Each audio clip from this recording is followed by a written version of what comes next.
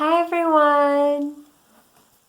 I hope that you're all doing well, staying healthy and safe. Today, what I'm going to do with you in this video, first I am going to refresh something that we learned a while back in class. And some of you did a homework assignment called the Treble Clef worksheet, music worksheet. About that, so we're just going to review that first, and then we're going to talk about the bass clef, which is something new. So first, let's start with the treble clef. So here's my whiteboard. I'm going to draw 5 lines. I'm not the best drawer, but I'll try my best. Okay, they're not straight, but that'll have to do. So if you remember these 5 lines of music, whenever you see sheet music, which is like, for example, for piano players, like for example, at our own school, in our own church, Brother James, he uses sheet music whenever he plays on the organ or on the piano. So every sheet music has a grouping of 5 lines. And we always start from the bottom, counting up, as if we'd be going up the stairs. Okay, like this. So we count all the lines from bottom to top. 1, 2, 3, 4, 5. Perfect. Now, in between the line, we have spaces. 4 of them. Also from the bottom to the top, like this. 1, 2, 3, 4. 4 spaces. Now, if you remember, the music alphabet is very short. It's not A to Z. It's A through G. Only through G. So every line here and every space has a letter note, a special letter note that goes along with it that helps musicians, pianists, guitarists, singers to know what they should play or they should sing through these letter notes. So I'm going to take another color marker. Let's try red. Okay. So first I'm going to draw the treble clef, since that is the one we are going to focus on first. So there we go. It's a treble clef. Not, like I said, I'm not the greatest drawer, or the greatest artist, but I'm trying my best. So now, okay. I'm going to draw notes here, circles. 4 and 5, just on the lines for now, like that. So it's kind of like I said, like we're going from the bottom to the top, up the stairs. Now I'm going to take another marker to color differentiate, and I'm going to draw the notes on the spaces right now. Okay, if you can see that. There we go.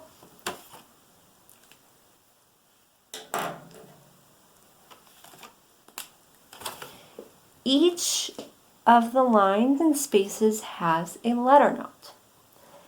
We don't start, the funny thing is that we don't, for the treble clef notes, we don't start from A. We actually start from the letter E. And it's something that we just have to memorize. There's no special reason for it. It's just the way it is. So, if this is E, and we go up the stairs, the next letter in the alphabet is F. And then the next line would be G. You can see that. It's G. But now we don't go to H because the music alphabet ends on G. So we have to go back to the beginning, to A. So the second space would be A, and then we just keep on going up. B, C, D, E, and F. Like that. As maybe some of you've noticed, some of the letters repeat. So for example, right here, we have E on the first line on the bottom, right? But E also is over here on the fourth space. So let's say a piano player is playing treble clef notes. They would usually use their right hand to play these notes in treble clef. The E, the letter E on the bottom, would be more on the bottom side of the piano, which is the left side of the piano. So they would play the lower E, the deeper sounding E. But if they see this space, so if they have a note on this E up here, they would just have to play the next E on the piano that's a little higher. I will make a separate video showing piano notes so you can better understand this as well. Now, something we did not learn in class are ledger notes, ledger lines. So for example, sometimes music, since there's only 5 lines here, sometimes the music has to go even higher or lower. So sometimes when we can't fit all the notes in here, we draw ledger lines. And ledger lines is spelled like this.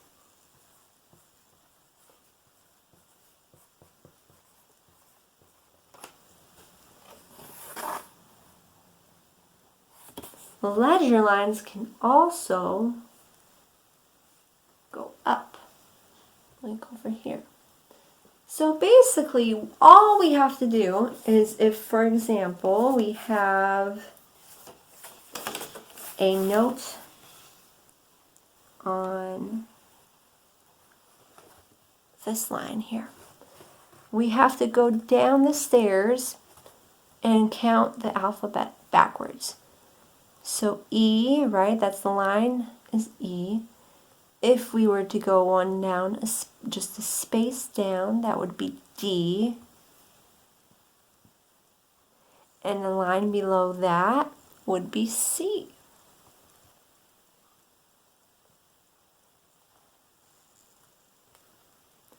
So if you would see one ledger line and the note on that first ledger line, right here, that is the letter C. And this is actually middle C. And now, think about this. So if we are doing E, right, and an F, the next space would be G.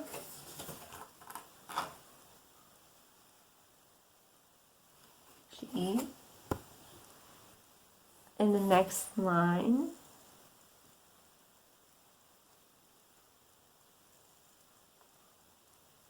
right here.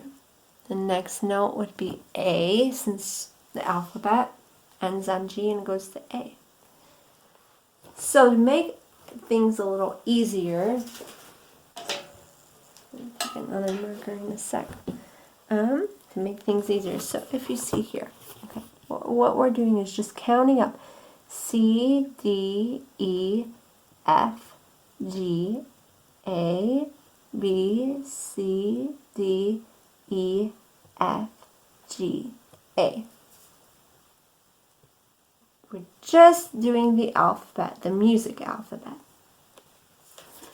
But now I'm going to show you something a little bit exciting.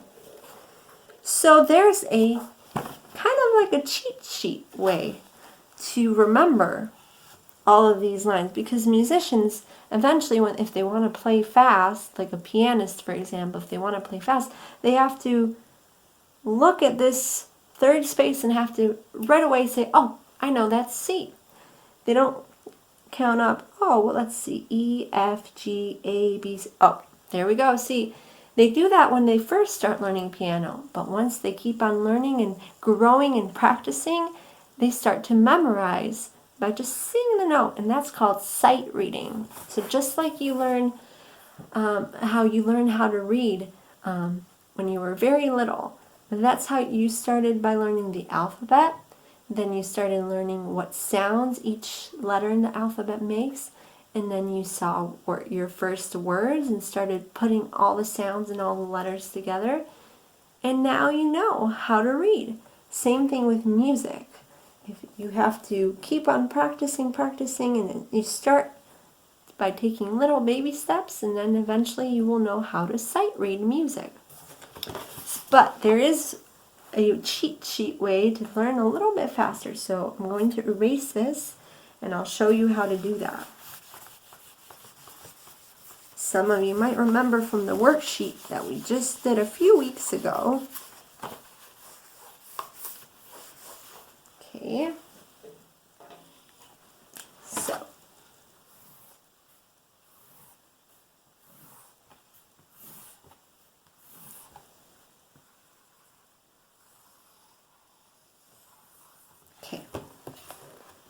so here we have a blank music staff with a treble clef.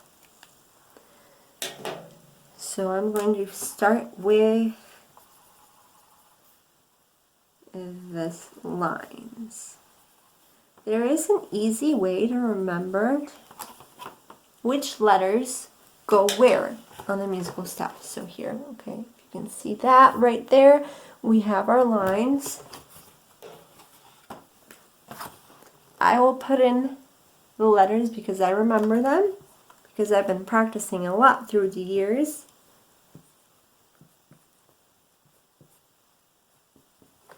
Okay. No. If you would remember that this is E always remember that the first line on the bottom is E. You just keep on going up. E, F, G, A, B, C, D, E, F. Right now you don't see the spaces, but you see the lines. An easy way to remember the lines is having words with them. Every good boy deserves fudge. If you remember that one sentence, you can remember the first letter of each of those words. You can remember that they are the same as the letter notes. So let me write that down.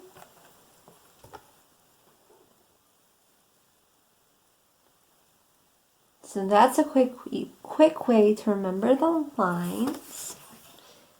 And now there's a very easy way to remember the spaces. So easy. And so fun. So those are our notes in between. So in the spaces, F, A, C, E. And what does that spell? Bass. So the spaces spell bass, and lines spell out the right, or should I say the right sentence, every good boy deserves fudge. Or another one is, every good boy does fine. But we'll go with the fudge because it's more tasty.